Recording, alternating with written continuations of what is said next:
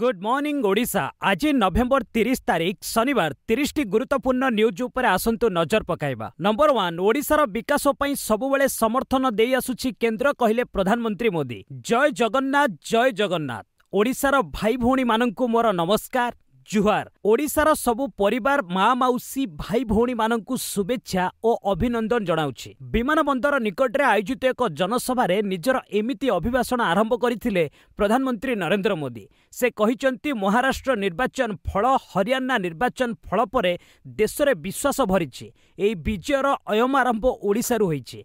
विरोधी दल मोदी सरकार विरोध में सबुबले अपप्रचार करुछंती, किंतु जनता मोदी सरकार को आशीर्वाद करुछंती। साधारण निर्वाचन 2024 पूर्व किछि लोक कहूतिले ओडिशा रे बीजेपी बल नाही, मात्र निर्वाचन फलाफल ओलटा देखागला।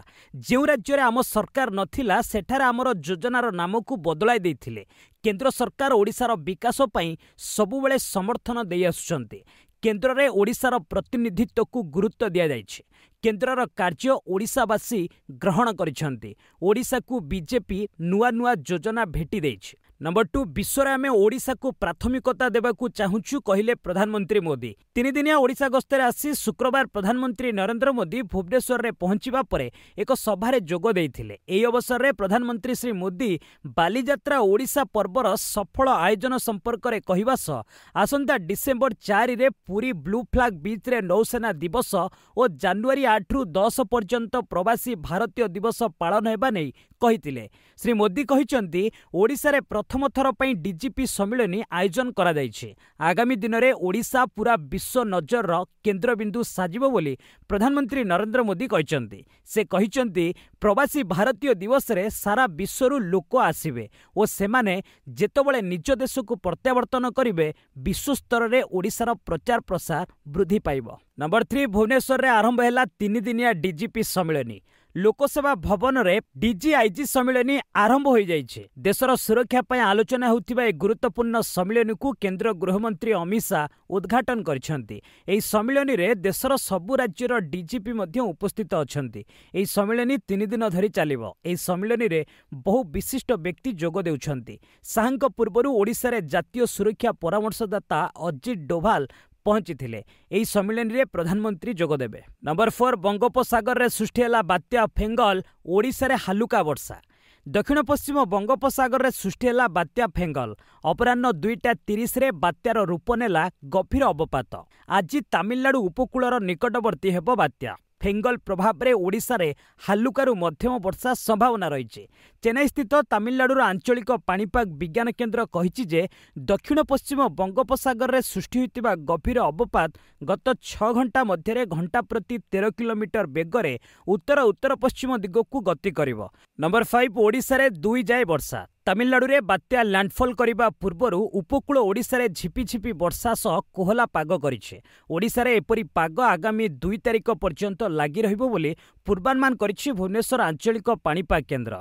भुवनेश्वर आंचलिक पाणीपाग केन्द्र जारी करिथिबा बुलेटिन अनुसार 30 और 1 तारिख रे किछि जिल्ला रे हालुकारु मध्यम धरणर वर्षा हेबार संभावना रहिछि। उपकूल ओडिशा रे बालेश्वर, भद्रक, केन्द्रापड़ा, जगतसिंहपुर, पुरी, कटक, जाजपुर, खोर्धा, नयागढ़, गंजाम, गजपति, मालकानगिरी, कोरापुट, रायगड़ा, मयूरभंज और केन्दुझर जिल्ला रे पाग मेघुआ रहिबा सहित 1-2 स्थान रे स्वल्प वर्षा हेबार संभावना रही। 2 तारिख रे मालकानगिरी, कोरापुट, नवरंगपुर, रायगड़ा, जगतसिंहपुर, केन्द्रापड़ा, भद्रक, बालेश्वर, मयूरभंज जिल्ला रे 1-2 स्थान रे हालुकारु मध्यम वर्षा हेबार संभावना रही। तासह पाग मेघुआ रही पारे। भुवनेश्वर रे किछि किछि स्थान रे हालुका वर्षा हेबार संभावना रही। तेबे आजिर चर्चार विषय रे राज्य सरकार पुलिस प्रशासन को लोकाभिमुखी करिबारे कौन करवा आवश्यक, आपणक मतामत कमेंट सेक्शन में जनइबे। योग्य मतामत गुड़िक आम चैनल रे प्रकाश पाइब। नंबर 6, महाराष्ट्र रे मर्मन्तुद सड़क दुर्घटना, 12 मृत 18 गुरुतर। महाराष्ट्र गोंदिया रे शुक्रवार अपराह्न रे घटिछि मर्मन्तुद सड़क दुर्घटना। एथिरे 12 यात्रींकर मृत्यु होइतिबा बेले 18 जन गुरुतर रहिचंती। एमानंक मध्यरु 10 जनक स्वास्थ्यावस्था संकटापन्न रहिছে। महाराष्ट्र परिवहन निगमर एई बसटी भंडारी ठारू गोंदिया जाउथिला। गोंदिया ठारू 30 किलोमीटर पूर्वरु खजरी नामक गाँ निकटरे घटिछि एभଳି घटना। बाइक आरोही रक्षा करने जाइथिबा बेले बसटी रेलिंग देहरे पिटी होई ओलटी पड़िथिला। ए बस रे मोट 30 ଯାତ୍ରୀ ଯାଉଥିଲେ। ନମ୍ବର 7 ସମ୍ଭଲ ମସଜିଦ ସର୍ଭେ ରିପୋର୍ଟ ଖୋଲିବନି କହିଲେ ସୁପ୍ରିମକୋର୍ଟ। ସମ୍ଭଲ ଜାମା ମସଜିଦ ମାମଲାରେ ଶୁକ୍ରବାର ସୁପ୍ରିମକୋର୍ଟ ଶୁଣାଣି କରିଛନ୍ତି।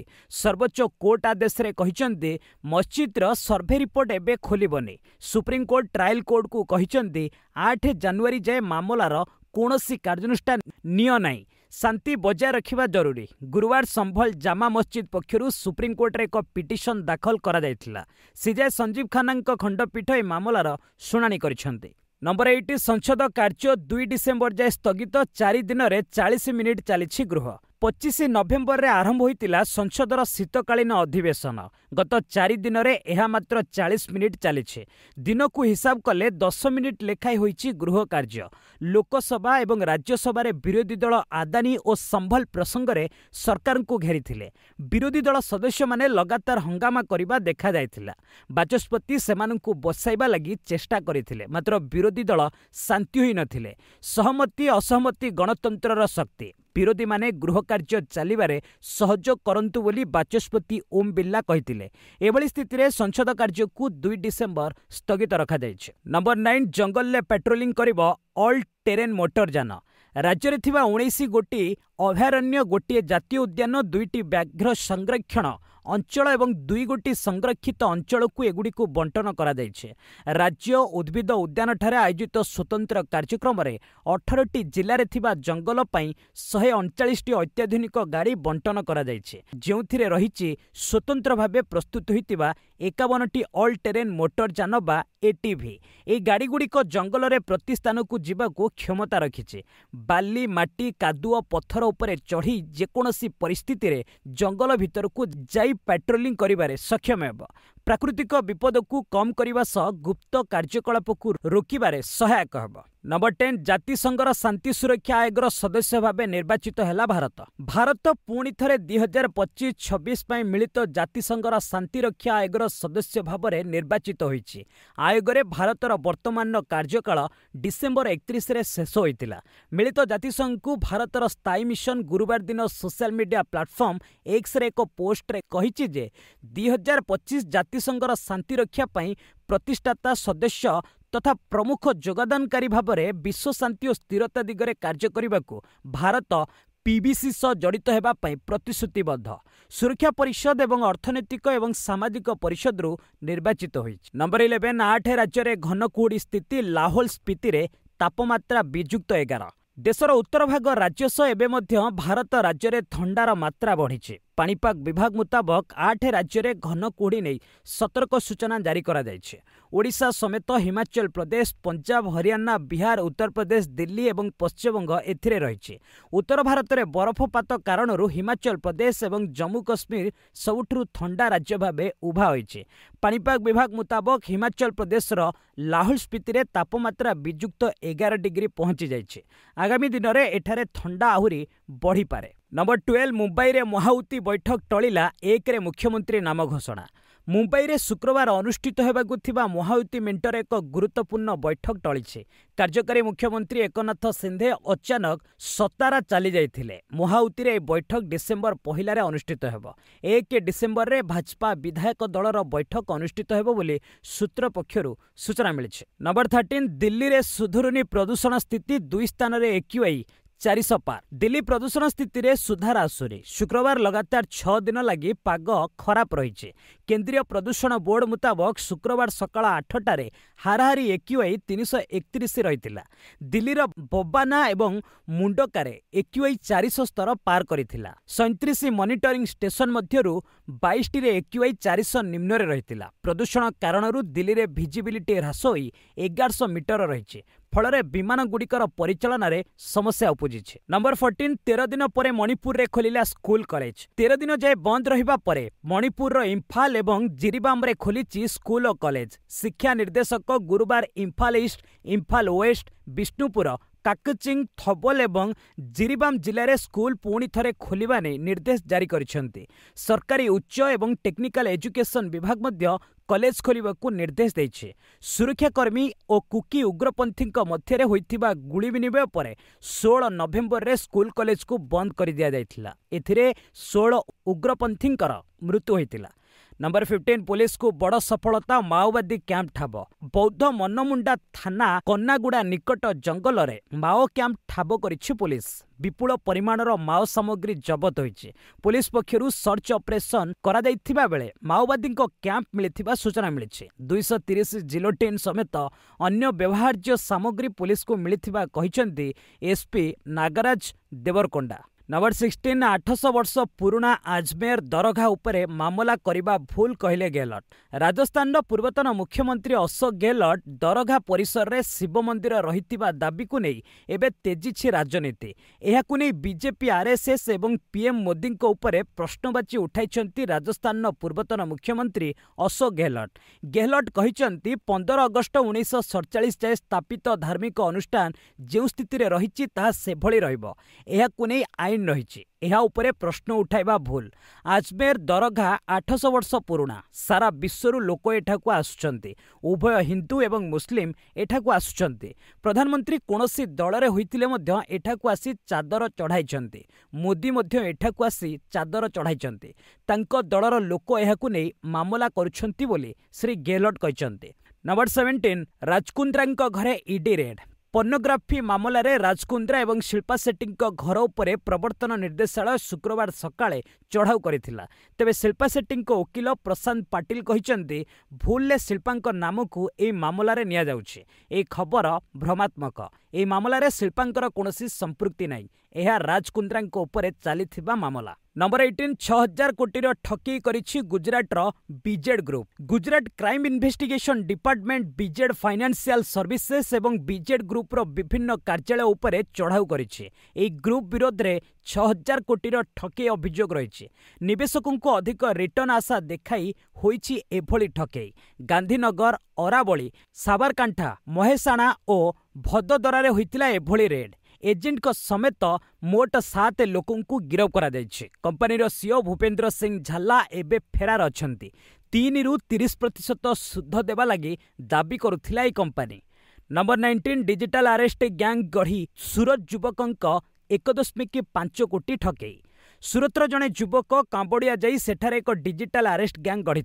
ए गैंग जड़े 90 वर्षीय वयोज्येष्ठ को डिजिटल अरेस्ट करने सह 1.5 कोटी टंका ठकेई करथिले। ए मामला रे पुलिस गैंग रो 5 अभियुक्तों को गिरफ करिछि। ए घटनार किंगपिन पार्थ ओरफ संजय गोपानी एबे कंबोडिया रे रहिछि। एहा सूरतर प्रथम डिजिटल अरेस्ट मामला बोली कुहा जाउछि। नंबर 20 कांग्रेस संगठन ने परिवर्तनर आवश्यकता कहले खड़गे। महाराष्ट्र निर्वाचन ने धूली चाटिबा परे शुक्रवार कांग्रेस कार्यकारिणी कमिटीर बैठक दिल्ली रे अनुष्ठित हो जाइछि। एथिरे कांग्रेस अध्यक्ष मल्लिकार्जुन खड़गे कहिसंती निर्वाचन फलाफल को नहीं निराश न हेबा उचित। दल को दृढ़ करबा लागि अमूलचूल परिवर्तनर आवश्यकता रही। खड़गे ए बैठक रे ईवीएम उपरे प्रश्न उठाइछंती। ईवीएम निर्वाचन प्रक्रिया को संदिग्ध बनाई दैछि बोली से कहिसंती। नंबर 21 हिंदुंको सुरक्षार सुनिश्चित करू बांग्लादेश कहला भारत। बांग्लादेश रे इस्कन धर्मगुरु चिन्मय कृष्ण दासंक गिरफ एवं हिंदुंको स्थिति को नहीं वैदेशिक मंत्रालय एक बयान जारी करिछि। वैदेशिक मंत्रालयर प्रवक्ता रणधीर जयसवाल कहिसंती बांग्लादेश रे हिंदू एवं संख्यालघुंको उपरे होतिबा अत्याचार को नहीं भारत विरोध प्रदर्शन करिछि। बांग्लादेश सरकार हिंदू एवं अल्पसंख्यक सुरक्षा दिगरे उचित कार्यक्रम ग्रहण करंतु। मीडिया ए घटना को अतिरंजित करी देखाउथिबा कही अंतरीण सरकार निज दायित्व हटि पारिबे नाही बोली कहिसंती श्री जयसवाल। नंबर 22 जर्मनी रो पूर्व चांसलर मार्कल का दाबी पुतिन जानी सुनी कुकुर द्वारा डराई थिले। रूस राष्ट्रपति व्लादिमीर पुतिन जर्मनी रो पूर्व चांसलर आंजेला मार्केल को पुणी थरे क्षमा मागिछंती। पुतिन जानी सुनी कुकुर छाड़ी तांकु भयभीत करथिले बोली कहिथिले आंजेलांको ए दाबी को पुतिन खंडन करिछंती। जानी सुनी एभଳି करिनथिबा कहिछंती पुतिन। 2007 रे घटिथिला ए घटना। आंजेला मार्केल और पुतिन को साक्षात्कार बेले पुतिन को पोषा कुकुर क्रोनी आसी जाइथिला। नंबर 23 भारतीय अधिकारी उपरे नजर रखिथिला कानाडा। वैदेशिक मंत्रालय गुरुवार कहिछि जे कानाडार बैंकोभर रे भारतीय वाणिज्यिक दूतावास अधिकारी ऑडियो वीडियो मेसेज उपरे नजर रखा जाउथिला। एबे मध्य एभଳି कार्य लिप्त रहिछि कानाडा। व्यक्तिगत मेसेज को मध्य कानाडा नजर रखिथिला। ए संपर्क रे कानाडार अधिकारी माने भारतीय अधिकारी को कहिथिले। न्यूज एजेंसी एएनआई मुताबक वैदेशिक राष्ट्रमंत्री कीर्तिवर्धन सिंह कहिसंती भारत सरकार 2 नवेम्बर रे एक नोट जारी करी ए संपर्क रे ट्रुडो सरकार को जणाइथिले। नंबर 24 ट्रंप एबे भी सुरक्षित नुहंती कहले पुतिन। रूस राष्ट्रपति व्लादिमीर पुतिन गुरुवार कहिसंती जे अमेरिकार नवनिर्वाचित राष्ट्रपति डोनाल्ड ट्रंप एबे सुरक्षित नुहंती। ट्रंप को सुरक्षा को नहीं चिंता प्रकट करिसंती पुतिन।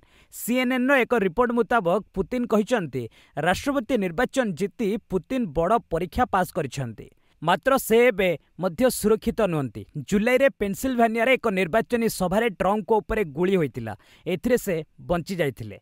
नंबर 25 21 मासर सर्वनिम्न स्तर रे जीडीपी। चलित आर्थिक वर्ष जुलाई सेप्टेम्बर त्रैमास रे देशर जीडीपी 5.4% को ह्रास होइছে। यह गत 7 त्रैमास रे सबुठारु धीमा अभिवृद्धि। विनिर्माण क्षेत्रर प्रदर्शन खराब रहिबारु एभली स्थिति रहिছে। जातीय परिसंख्यान कार्यालय पक्षरु शुक्रवार जारी होइछि जीडीपी डाटा। गोटे वर्ष तले अर्थनीति 8.1% वृद्धि होइतिला। चलित आर्थिक वर्ष प्रथम त्रैमास रे जीडीपी 6.7% रहितिला। जुलाई सेप्टेम्बर अवधि रे देशर जीभीए 7.7% रही। तेबे अभिवृद्धिशील अर्थनीति को देखिले भारत एबे मध्य आगरे रही। नंबर 26 आदानी मामला रे कोनोसी रिक्वेस्ट मिलिनी कहले वैदेशिक मंत्रालय। आदानी ग्रुप एवं यूएस डिपार्टमेंट ऑफ जस्टिस जड़ित आईनगत मामला रे अमेरिका पक्षरु भारत को कोनोसी रिक्वेस्ट बा अनुरोध मिलिनी। वैदेशिक मंत्रालय पक्षरु ए संपर्क रे सूचना दिया जायछि। वैदेशिक मंत्रालयर प्रवक्ता रणधीर जयसवाल कहिसंती आदानी घटना को एक घरोई कंपानी व्यक्तिविशेष एवं यूएस डिपार्टमेंट ऑफ जस्टिस जड़ित एक आईनगत मामला बोली आमे मानुछु। ए क्षेत्र रे आईनगत दिग आकलन हेबो बोली आशा। नंबर 27 759 पॉइंट बढ़िला सेंसेक्स। सप्ताहर शेष कारोबार दिवस रे सेंसेक्स 759 पॉइंट वृद्धि होई 79,802 स्तर रे बंद होईछि। निफ्टी मध्य 216 पॉइंट वृद्धि होई 24,131 पॉइंट रे बंद होईछि। बीएसई रो स्मॉल कैप 417 पॉइंट बढ़िबा जोगु एहा 55,119 स्तर रे बंद होईछि। सेंसेक्स रो 30 शेयर मध्यरु 26 टी भल कारोबार करिथिबा बेले 4 टी ह्रास होईछि। निफ्टी 50 शेयर मध्यरु 43 टी उन्नत रहितिबा बेले 7 टी ह्रास होईछि। नंबर 28 पिलांको पई ब्यान हैला सोशल मीडिया। एणिकी 16 वर्षरु कम पिला सोशल मीडिया व्यवहार करि परिबे नै। सोशल मीडिया व्यवहार करिबा पई मध्य एक निर्दिष्ट बयस सीमा धार्य करिसंती सरकार। संसद रे एभली निष्पत्ति निया जायछि। सूचना अनुसार the social media minimum age bill को मंजूरी दैछंती ऑस्ट्रेलिया संसद सीनेट। 34 रु 19 मतरे पारित होइतिबा एही बिल को हाउस ऑफ रिप्रेजेंटेटिव रे 102-13 मत सहित पारित होइछि। नंबर 29 पीएसएल खेलिबेनी इंग्लैंड खेलाड़ी। पाकिस्तान क्रिकेट बोर्ड को लगी आउ एक बड़ झटका। पाकिस्तान क्रिकेट को झटका देछि इंग्लैंड एवं वेल्स क्रिकेट बोर्ड ईसीबी। कारण ईसीबी रो नुआ नियम अनुसार एबे इंग्लैंड खेलाड़ी माने पाकिस्तान सुपर लीग खेलिबा को सक्षम हेबे नहीं, जहां ए क्रिकेट लीग को गंभीर भावे प्रभावित करिवो। इंग्लैंड क्रिकेट बोर्ड निष्पत्ति नेछि जे एहार घरोई क्रिकेट सीजन चलीथिबा समय रे इंग्लैंड खेलाड़ी माने अन्य कोनोसी फ्रांचाइज लीग खेली परिबे नहीं। ईसीबी रो निष्पत्ति द्वारा पाकिस्तान सुपर लीग समेत अमेरिकार major league cricket Canada global टी20 लीग एवं श्रीलंका प्रीमियर लीग भली विश्वस्तरीय लीग मध्य प्रभावित हेबो। नंबर 30 कोची उपकूल रे भारतीय तट बाहिनीर उद्धार अभ्यास। भारतीय तटरक्षी बाहिनी शुक्रवार कोची उपकूल रे जातीय सामुद्रिक संधान एवं उद्धार अभ्यास रो 11तम संस्करण आयोजन करिथिला। गतकाली प्रतिरक्षा सचिव राजेश कुमार सिंह एई 2 दिनिया अभ्यास को उद्घाटन करिथिले एवं आईसीजी महानिर्देशक परमेश शिवमणि समीक्षा करिथिले। आंचलिक सहयोग माध्यम रे संधान और उद्धार क्षमता वृद्धि शीर्षक सारेक्स 2024 सामुद्रिक निरापत्ता को सुदृढ़ करिबारे अंतर्जातीय सहयोग उपरे एथिरे गुरुत्व दिया जायछि। बस आज पई एट रखिबा, पुणी ने आसीबे लेटेस्ट अपडेट। से पर्यंत विदाय नउछि। जय हिंद, जय भारत।